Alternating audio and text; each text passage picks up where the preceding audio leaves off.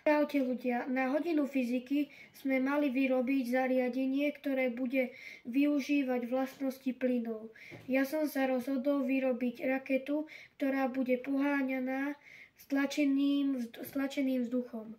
Budeme potrebovať 2 plastové fľaše, pásku, kartón, nožnice, lievik, vodu, pumpu a korkovú zátku.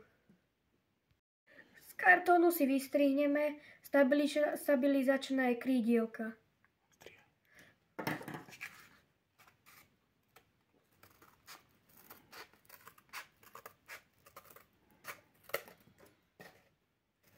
Z druhej plastovej fľaše sme si vystrihli vrch a nalepíme ho na spodok fľaše.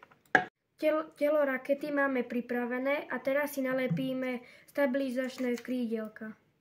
Po chvíli trápenia a kilometrov pásky máme raketu hotovú. Teraz ju ideme natankovať.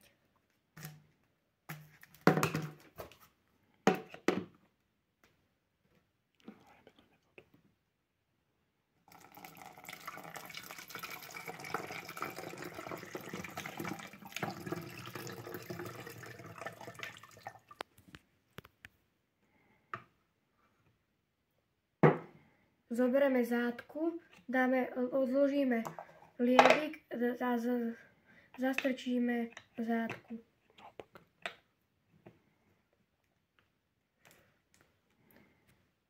Presunuli sme sa na odpaľovacie zariadenie.